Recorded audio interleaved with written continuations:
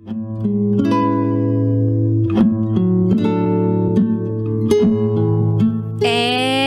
now, it's time for DJ Rocky's Secret Files.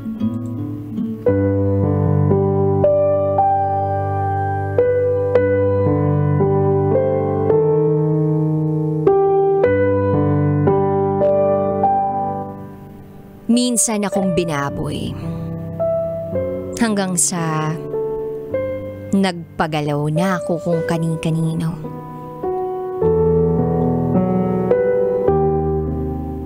Hi DJ Rocky.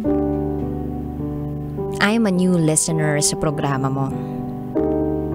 Nasimulan kong makinig ng kwento sa iyo nitong buwan lang dahil sa madalas akong nagpupuyat kakanegosyo. At wala akong ibang paraan para mag-alis ng antok at pagod kundi ang makinig sa iyo at sa mga istorya na ibinabahagi mo sa programa mo. Ngayon ako naman ang susulat para maibahagi ko ang kwento ko. Hindi para magbahagi lang basta-basta, kundi para kapulutan ng leksyon ang kwento ko. Lalo na ng mga kabataan ngayon na naliligaw ng landas. Itago mo ko sa pangalang Athena, 20 years old, at ito ang aking secret file.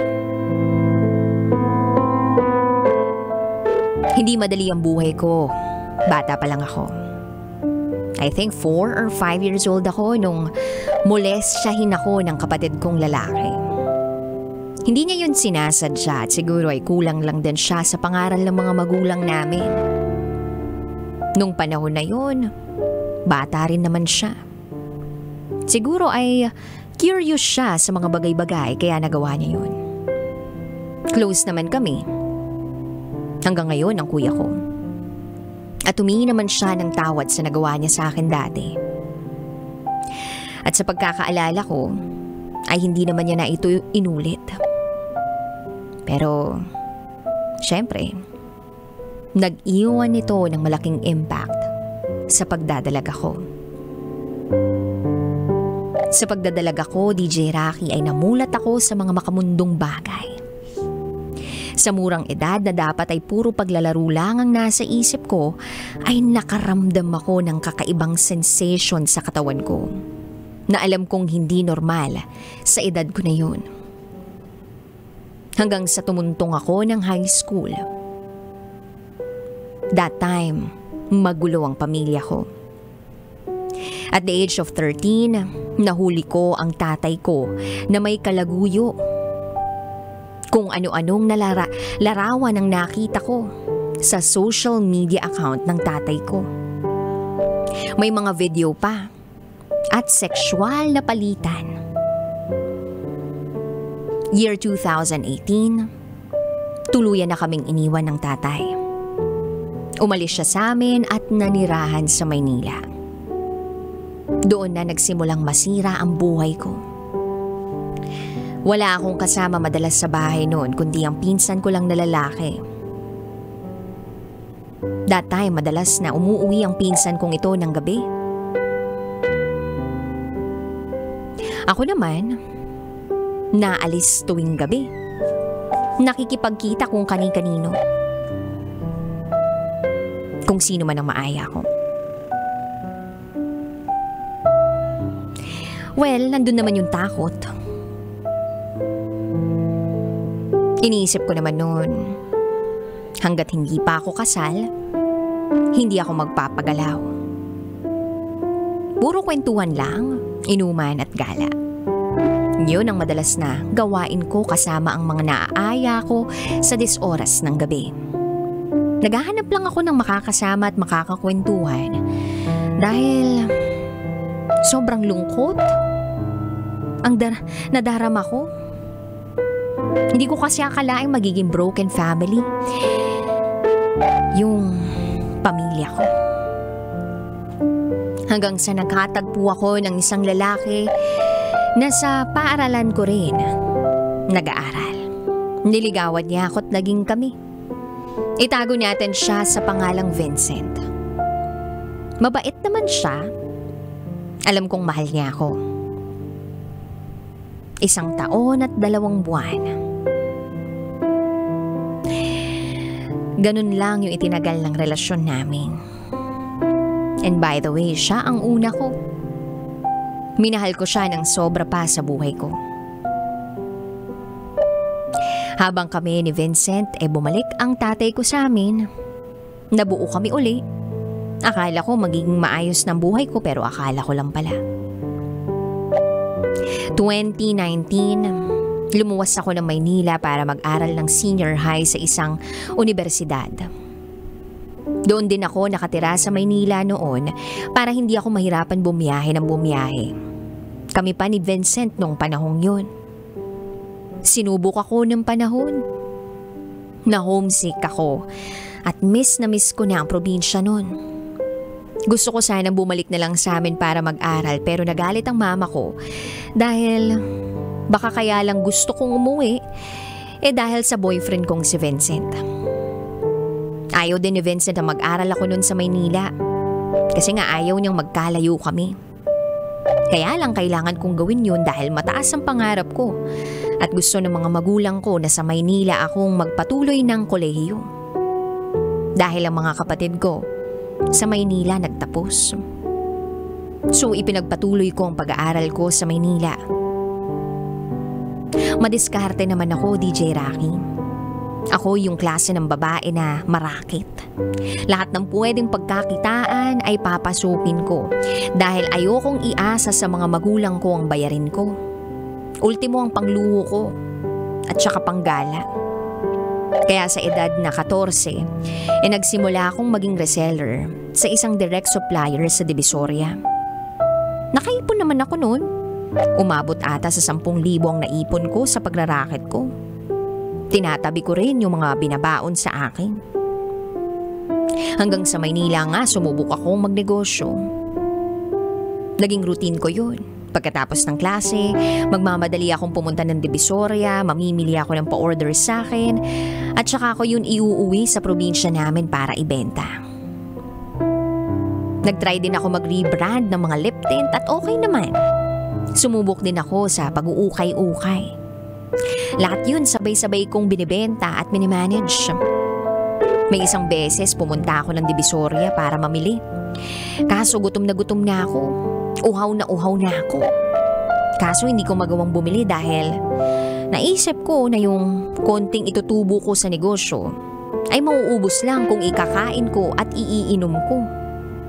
Tapos may isang beses pa na pagkatapos kong mamili sa Divisoria, umulan pa ng sobrang lakas. Wala akong payong na dala-dala. Tanging alampay na manipis lang ang dala ko. Kaya naisip ko, natakpan ng alampay yung mga pinamili ko para hindi mabasa. At ako, nagpaulan na lang. Pagka-uwi ko noon, tumawag ako sa boyfriend kong si Vincent at sinabi kong nangyari. Ang sama rin ng pakiramdam ko after that. Pero parang wala lang pakialam si Vincent. Nagkaaway kami ni Vincent at nagkahiwalay na kami. Doon gumuho ang mundo ko dahil hindi ko akalaing kakayanin niyang makipaghiwalay sa akin. In despair ako noon at hinanap ko uli ang kasiyahan sa mga mata ng ibang tao. Mag-isa lang akong naninirahan sa apartment sa Maynila. Hanggang sa may kaibigan ako na taga-probinsya ang nakakausap ko magmula nang maghiwalay kami ni Vincent. Tapos isang gabi nagkayayaan kami magkita. Lumuwas siya kahit na gabi na. Kumain kami at nagkwentuhan. Gwapo, matangkad, maputi at chinito siya. Kinuwento ko sa kanya ang nangyari sa akin at kay Vincent. Ang sabi ko ay naghahanap lang ako ng makakausap at makakasama. Sinabi ko rin na hindi pa ako handang makipagrelasyon uli. And by the way, may edad na siya, DJ Rocky. May anak na rin. Pero hindi sila okay nung mama ng bata. Hanggang sa madaling araw na inaantok na ako at gusto ko na magpahinga. Tapos sabi ko sa kanya, uuwi na ako at magpapahinga na. Tinanong ko siya kung paano siya uuwi, kung may masasakyan pa ba siya.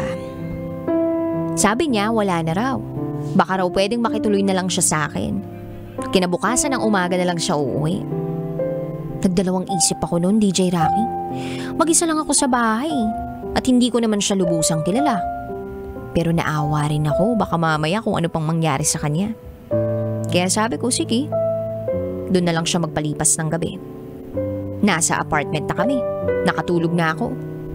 Maliit lang yung apartment ko, walang ibang higaan doon kundi kama ko lang. Tabi kami natulog. Nakatalikod ako sa kanya dahil naiilang ako. Hanggang sa nakatulog na nga ako, naalimpungatan na lang ako na may humahalik na sa akin. Sa batok ko, sa leeg ko, at hinahawakan niya na bigla ang mga masiselang bahagi ng katawan ko. Tinanong ko siya, anong ginagawa mo? Ramdam ko na sa kaibuturan ng aking sistema na takot na ako. At dahil dito nanginginig na ako. Nagsorry naman siya at sabi niya ay nadala lang daw siya ng kanyang emosyon. Sinubukan ko ulit matulog kasi antok na ako noon. Hanggang sa naramdaman ko na lang na ipinapasok niya na yung kamay niya sa ibang parte ko. Nagulat ako. Nagpumiglas ako. Pero nakahawak siya sa dalawang kamay ko. Tapos nasa ibabaw ko na siya. Pinilit niyang hubarin ang pang-ibaba ko. Itinaas niya ang shirt ko. Iyak ako ng iyak noon, DJ Rocky. Nagmamakaawa ko sa kanya na tigilan niya ang ginagawa niya. Sabi pa niya habang ginagawa niya yung pamumuwersa sa akin ay pagbigyan ko na raw siya dahil alam naman niya na yun din ang gusto ko. Dahil sa lahat ng nangyaring yun, nagtamo ako ng sugat sa katawan ko. Marami rin ako mga pasa. Pagkatapos ng gabing yun, natagpuan ko na lang ang sarili ko sa banyo, naliligo at iyak ng iyak. Dering-diri ako sa sarili ko. Pero para bang kahit anong kuskus ko sa katawan ko ng sabon, ay hindi mawala sa isip ko na nilapastangan ako. Binaboy ako. Alam kong kasalanan ko rin ang nangyari, pero hindi pa rin tama na pagsamantalahan ako. Hanggang sa nawala ako sa sarili ko noon. Nagpasya na akong babuhin na lang ng tuluyan ang sarili ko. Gabi-gabi akong nakikipagkita kung kani-kanino, nakikipag-sex ako kung kani-kanino, mga ilan, fubo, meron din naman akong gustong seryosohin pero wala rin, iniiwan din ako. Hanggang sa nagpandemya. March 2020 noon, nung umuwi ako sa probinsya dahil nakansela ang lahat ng pasok at sabi ay 1 linggo lang daw yun. Bago ako umuwi ay nakipag-usap ako sa ex kong si Vincent para sa closure sana. Nung gabi na yun ay nakikipagbalikan siya sa akin pero hindi ko alam kung paano. Dahil matapos ang lahat ng nangyari sa buhay ko, tsaka siya babalik. Alam kong mahal ko pa rin siya noon pero hindi ko kayang itago sa kanya ang nangyari sa akin sa Maynila. Kaya umamin ako. Nung unay umiyak siya. Sinisisi niya ang sarili niya sa nangyari pero kalaunan ay nagalit siya nung sinabi kong pinagsamantalahan ako. 3 beses. 3 beses akong pinagsamantalahan at minulwes siya. Ayoko nang ikwento ang ibang masakit na nangyari. Dahil sobra ang trauma na dulot nito sa akin. Pero nga ang hindi ko matanggap, nung sinabi ko yun sa ex ko, ay ito ang binitawan niya sa akin. Sus, kunwari ka pa ginusto mo rin naman yun. Nang marinig ko yun, para akong dinurog na, winasak pa, pinino pa. Hindi na talaga kami nagbalikan. At ako na may patuloy pa rin sa pagsira ng buhay ko. Kahit na pandemya, hindi ako tumigil sa paghahanap ng kasiyahan sa iba. Fubo pa rin sa iba, minsan ay one night stand lang. May pagkakataon na nagtatanong ako sa Panginoon kung bakit niya hinayaang mangyari sa akin lahat ng to. kung totoo ba talaga siya. Nagalit ako sa Panginoon. Nawalan ako ng pananampalataya sa Kanya. October 2020. Dito natapos ang pagwasak ko sa buhay ko. Nahanap ko ang Panginoon. Tinanggap niya ako ulit. Kahit na sobrang makasalanan ako at sobrang sama akong tao. Sobrang dumi ko. Tinanggap niya ako. At nagsimula ako ng panibago kong buhay. Year 2021 ay madalas na ako sa church. Nagsiserve na ako kay Lord. Nakikinig sa aral niya. Nabangon ko ang sarili ko. At sa ngayon, DJ Rocky, ay may boyfriend ako. Malapit na kaming mag-1 taon. Nag-aaral na ako sa kolehiyo ulit. At may negosyo na. Tanggap na tanggap ako ng boyfriend ko. Alam niya lahat ng nangyari sa buhay ko. At nagpapasalamat ako sa kanya dahil sobrang dami kong pinagdaanan na hindi katanggap-tanggap. Pero minahal niya pa rin ako. At patuloy na minamahal. Tanggap niya ako. At patuloy na tinatanggap.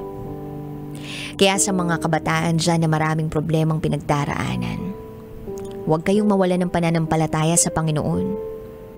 Dahil siya at siya lang ang tutulong sa atin para maging mas mabuti pa tayong mga tao. Sa mga mata niya ay tao lamang tayo na nagkakasala at nagkakamali. Sana ay kapulutan nyo ng aral ang storya ko. Hanggang dito na lang po, DJ Rocky. Muli, ako si Athena at ito ang aking secret file.